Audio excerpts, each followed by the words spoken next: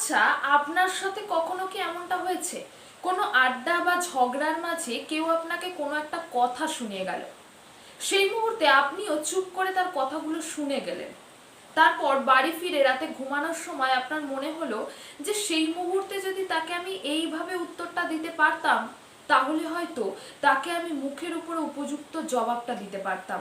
কি তাই তো? আপনার সাথেও কখনো এমনটা হয়েছে, তাই না? তাহলে আজকের এই ভিডিওটা সম্পূর্ণ আপনার জন্য। আজকের এই ভিডিওতে আমি এমন কিছু আলোচনা করব যা আপনার চিন্তা ভাবনার ধরনটা পুরোপুরি বদলে দেবে এবং পাশাপাশি আপনাকে একজন বুদ্ধিমান মানুষ হয়ে উঠতে সাহায্য করবে। তাই পুরো ভিডিওটা প্রথম থেকে শেষ পর্যন্ত দেখুন, কোনো রকম স্কিপ না করে।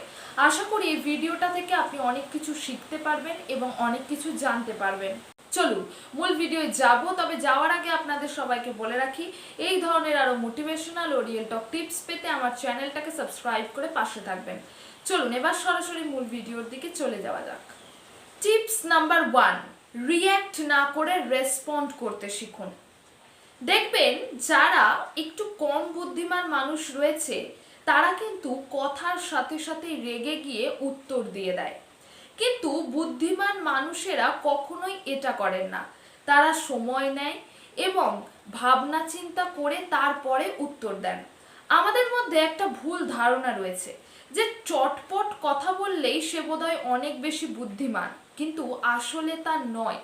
কারণ মনোবিজ্ঞান বলে আপনি যদি কারোর কথার সাথে সাথেই রেগে যাচ্ছেন এবং তাকে উত্তর দিয়ে দিচ্ছেন, তাহলে কিন্তু আপনি নিজের মনের অজান্তেই আপনার রিমোট কন্ট্রোলটা অন্যের হাতে দিয়ে দিচ্ছেন। কিন্তু অপরদিকে বুদ্ধিমান মানুষেরা এক্ষেত্রে কিন্তু কখনোই নিজেদের ইমোশনের রিমোট কন্ট্রোলটা অন্যের হাতে দেয় না। তাই আপনাকে বুদ্ধিমান হতে গেলে ইনস্ট্যান্ট রিয়্যাক্ট না করে রেসপন্ড করা শিখতে হবে। টিপস নাম্বার 2, সবজান্তা ভাবা ছেড়ে দিয়ে ভালো শ্রোতা হয়ে উঠতে হবে। যে মানুষেরা সবসময় নিজেদেরকে সবচাইতে বুদ্ধিমান মনে করে তারা দেখবেন সবসময় নিজেদের কথাই বলতে থাকে এবং অন্যের জ্ঞানকে ছোট করে দেখে। অপরদিকে যারা প্রকৃত বুদ্ধিমান মানুষ হয় তারা কিন্তু মুখ কম খোলেন, কান বেশি খোলা রাখেন।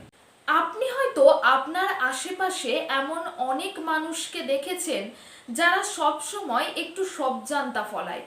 দেখবেন আপনি হয়তো কোনো সমস্যা নিয়ে কথা বলছেন, তখন মাঝখান থেকে ওই মানুষগুলো এসে আপনাকে বলবে এটা তো কোনো সমস্যাই নয়, আমার সাথে তো এর থেকে অনেক বড় কিছু হয়েছিল। আসলে এই ধরনের মানুষেরা হলো সবচেয়ে বোকা। কারণ মনোবিজ্ঞানের ভাষায় একজন বুদ্ধিমান মানুষ সবসময় একজন ভালো শ্রোতা হন। তিনি আপনার কথা খুব ভালোভাবে শুনবেন, তথ্য সংগ্রহ করবেন এবং কথা বলবেন ঠিক তখনই যখন সেই মানুষটার কথার মূল্য থাকবে।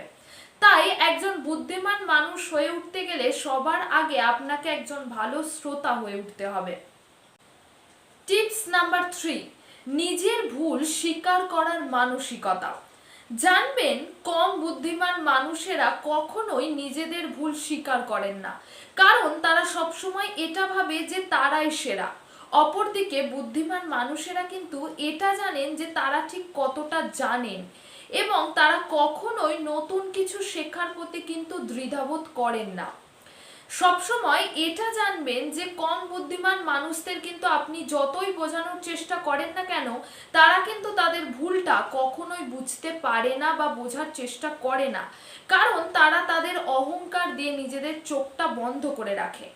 তাই আপনি যদি বুদ্ধিমান মানুষ হয়ে উঠতে চান তাহলে কিন্তু অবশ্যই আপনাকে আপনার না জানাটাকে স্বীকার করতে হবে, তবেই কিন্তু আপনার আসল বুদ্ধিমত্তার বিকাশ ঘটবে। কারণ নিজের অজ্ঞতা স্বীকার করতে পারাটাই হলো আসল বুদ্ধিমত্তা। ভিডিওর শেষে গিয়ে আপনাদেরকে একটা কথাই বলবো, বুদ্ধিমান হওয়া মানে কিন্তু কোনো জাদুকরি ট্রিক্স বা রাতারাতি বদলে যাওয়া নয়। এটা হলো প্রতিদিনের অভ্যাস, চুপ থেকে সঠিক সময় রেসপন্ড করা, খুব ভালো শ্রোতা হয়ে ওঠা এবং নিজের ভুল স্বীকার করার সাহস রাখা।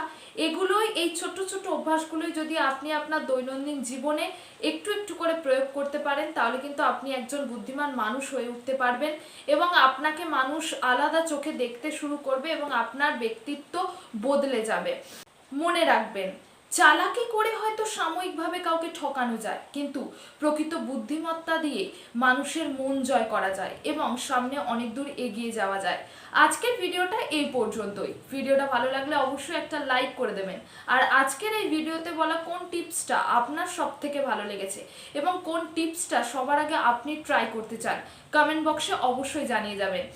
দেখা হবে আবারও খুব শীঘ্রই নতুন কোনো ভিডিওতে, নতুন কোনো টপিক নিয়ে। ততক্ষণের জন্য সকলে সুস্থ থাকবেন, ভালো থাকবেন আর অলওয়েজ এইভাবেই নিজেকে মোটিভেটেড রাখবেন।